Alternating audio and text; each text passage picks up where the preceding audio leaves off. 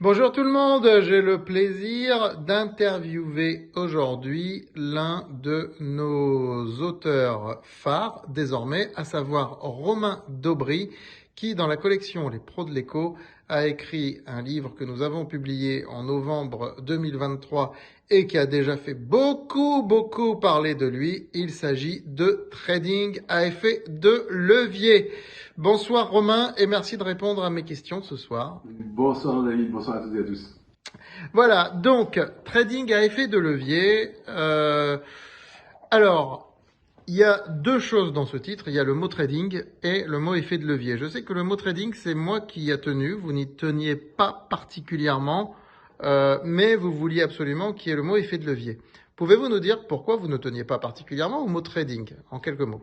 Parce que c'est réducteur de ce qu'on peut faire avec l'effet de levier. Le trading, c'est la discipline phare, c'est ce qu'on connaît du marché avec ses avantages et ses inconvénients, avec tout l'aspect péjoratif qu'on peut associer au trading, la spéculation, etc. Or, l'effet de levier, en revanche, est quelque chose d'extraordinaire sur les marchés boursiers et dans la vie en général, mais sur les marchés boursiers aussi, quand c'est bien utilisé. Ce dont on s'est aperçu depuis des années, c'est qu'en fait, le levier permet, et a été créé avant tout en bourse pour être un outil de couverture. C'est la première chose. Ensuite, les dérives qui en ont été faites permettent de faire ce qu'on appelle de la spéculation brutale, etc. Mais c'est pas quelque chose c'est pas la seule chose qu'on puisse en faire, Ok, loin de là. ok. Mais lorsqu'on fait du levier, vous êtes d'accord que dans la plupart des cas, ce ne sont pas des positions qu'on tient pour quelques années. C'est des positions de court terme quand même. Alors, la plupart du temps, ce sont des positions de court terme. Maintenant, dans le cadre d'une stratégie de couverture ou dans des stratégies de produits structurés, de produits équilibrés, ce sont des positions qui peuvent être conservées entre au maximum 1 à 2 ans, on va dire. D'accord. Il y a des produits structurés qui durent bien plus longtemps. D'accord. Mais c'est pas c'est pas la base. Donc, on reste dans le cadre de ce qu'on appelait autrefois, mais qu'on appelle toujours core trading, c'est-à-dire on n'est pas sur de l'investissement, mais on est sur des positions un peu longues, mais ça reste du trading. C'est pour ça aussi que j'ai voulu qu'il y ait le mot trading dans le titre. Oui, Parce qu'on n'est pas sur des investissements qu'on va tenir pendant 10 ans comme de l'investissement fondamental, par exemple. non, effectivement, ça Voilà. complément d'un investissement et c'est effectivement c'est vraiment ça l'idée, c'est que justement on peut faire énormément de choses avec le levier et que on méconnaît trop.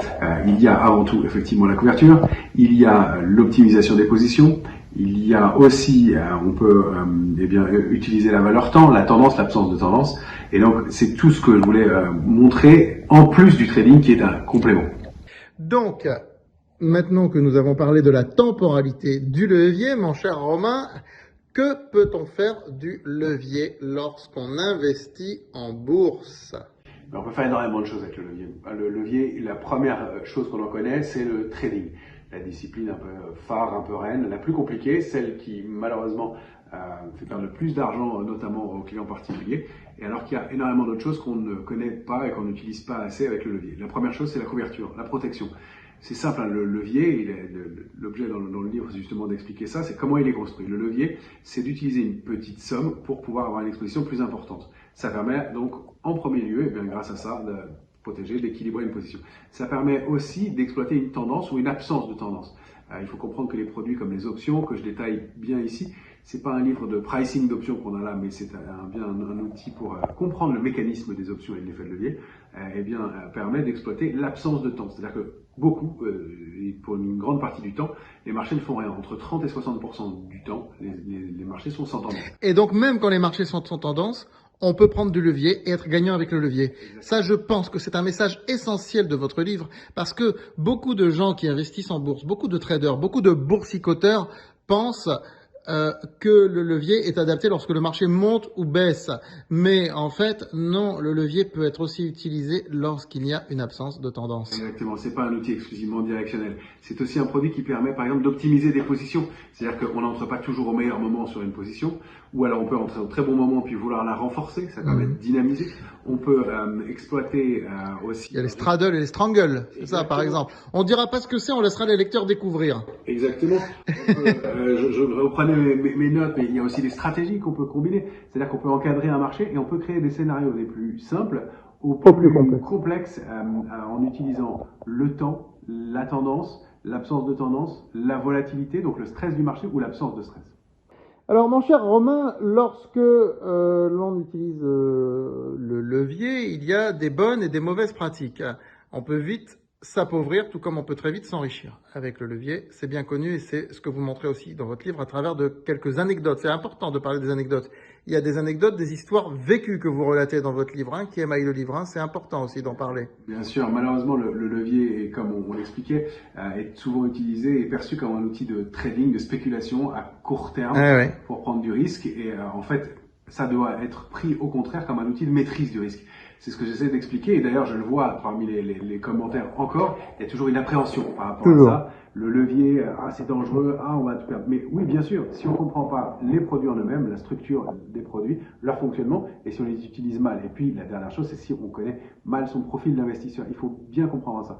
Donc, oui, effectivement, beaucoup d'anecdotes quelques anecdotes pour illustrer les bonnes pratiques ou les mauvaises, et les succès ou les échecs, et bien faire comprendre que c'est avant tout une compréhension de soi, de son profil d'investisseur, et ensuite une compréhension des produits. Et alors, les produits, justement, venons-en aux produits. De quels produits est-ce que vous pouvez juste lister les produits dont vous parlez sans les détailler, les lecteurs les découvriront? Bien sûr. Donc, il y a les warrants, les options. Voilà, en fait, il y a le SRD, puis il y a les produits d'origine les plus connus, enfin le SRD étant le premier. Ensuite, il y a eu les options et les futurs qui sont la base sur laquelle tous les autres produits qu'on appelle produits émetteurs, donc warrants, turbo, certificats à levier notamment. Ouais, warrants, moi ça me fait penser à des lézards. Moi je dis warrants, je le dis à l'anglaise. Ouais, parce que warrants, c'est vrai que je le prononce à la française.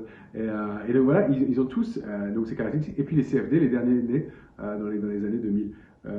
Et donc, 2010, les CFD, c'est ça? 2006-2007, les premiers. Et un tout petit peu avant, alors ça vient du spread betting, du pari. Les Anglais étaient très bons pour organiser les paris, ils se sont aperçus que la bourse, c'était justement un lieu que s'ils étaient capables de faire une cote, ils pouvaient coter des produits aussi, oui, bien ils sûr. sont venus de là. Mais donc il y a toute cette génération de produits. Tous ont des avantages et des inconvénients. Et donc il ne s'agit pas de faire un match du tout entre ces produits parce que certains ont des avantages, d'autres des inconvénients et ils vont correspondre au profil de chacun. Et donc c'est en fonction de ça qu'il va falloir les déterminer. Donc c'est pas un match, mais c'est une compréhension, une distinction entre chaque produit. Alors mon cher Romain, pour terminer, il y a deux choses importantes que vous abordez dans cet livre. D'abord, il y a votre marque de fabrique, c'est la mesure du sentiment. Vous pourriez la breveter. D'ailleurs, on ne peut pas déposer une idée à l'INPI, mais maintenant que vous avez un livre, vous avez l'antériorité là-dessus. Qu'est-ce que c'est la mesure du sentiment? Alors, c'est pas de moi, j'aurais été très fier de l'inventer. J'ai repris vous êtes le seul en France à en parler vraiment. Et les travaux de mes pairs, et je m'y intéresse beaucoup. Il y en a quelques-uns, mais c'est vrai qu'on n'est pas beaucoup. Et surtout, on n'utilise pas les gros outils, on les mesure nous-mêmes en faisant un travail Donc, de quoi il s'agit? Alors, il s'agit d'utiliser justement ces produits à effet de levier parce que ces produits ont des positions déclarées. Pour faire rapide, sur les futurs et sur les options, on peut détecter, grâce aux futurs, la pression, la force d'un mouvement, et grâce aux options, le sentiment des opérateurs. Il y a ce qu'ils déclarent, ces opérateurs, quand ils disent qu'ils sont investis, qu'ils sont optimistes, etc. Et puis, est-ce qu'ils font Est-ce qu'ils font réellement, oui. Et des options, fois, il y a un décalage. Ce qui montre qu'ils sont focus. C'est un peu ça. Qui peuvent être focus des fois. Qui sont contradictoires entre ce qu'ils pensent faire et ce qu'ils font.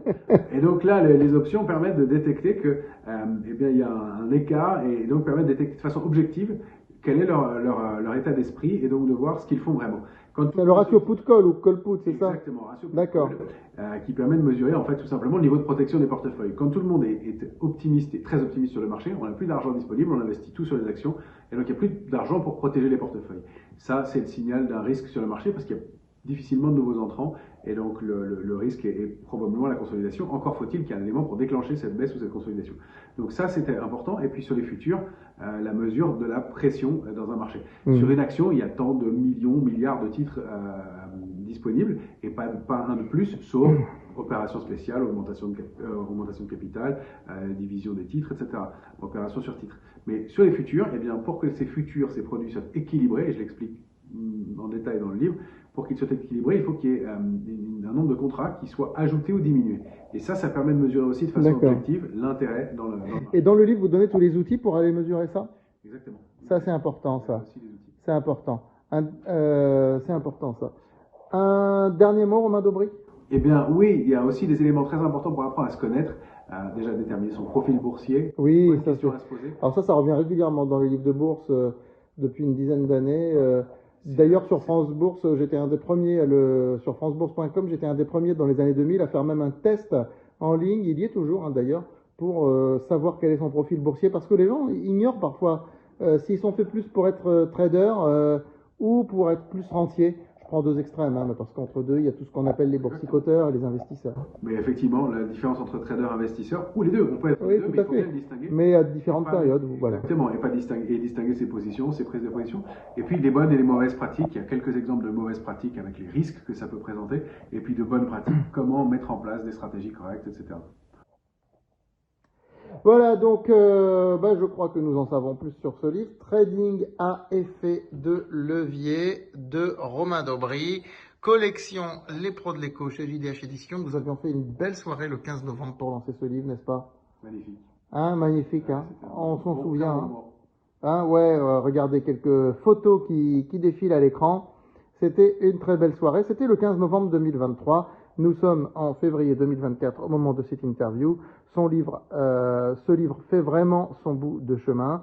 Il a fait de très beaux débuts. C'est le seul livre en France qui parle à la fois de produits grand public comme les warrants, moi je dis les warrants, désolé, et qui parle de produits beaucoup plus spécifiques comme les options, qui est au carrefour finalement entre des instruments utilisés par des gens très chevronnés, des gens plutôt débutants, et les deux sont aiguillés dans la bonne direction grâce à ce livre, vous me le confirmez? Je vous le confirme et je voulais remercier justement tous les commentaires extrêmement positifs que j'ai sur le sujet. Et il y en aura d'autres, je pense. Beaucoup qui se retrouvent dans ce livre et ça fait Et il y en aura d'autres, je pense. Il y a eu du boulot. Et justement, ceux qui l'ont lu, n'hésitez pas à mettre des commentaires sur Amazon parce que ça aide ce livre à bien se faire remarquer et il le mérite parce que c'est le seul livre qui démocratise l'effet de levier, qui dit la vérité là-dessus et qui permettra à des gens demain de ne pas faire de bêtises. Vous me confirmez? On l'espère. Merci Romain. Merci beaucoup.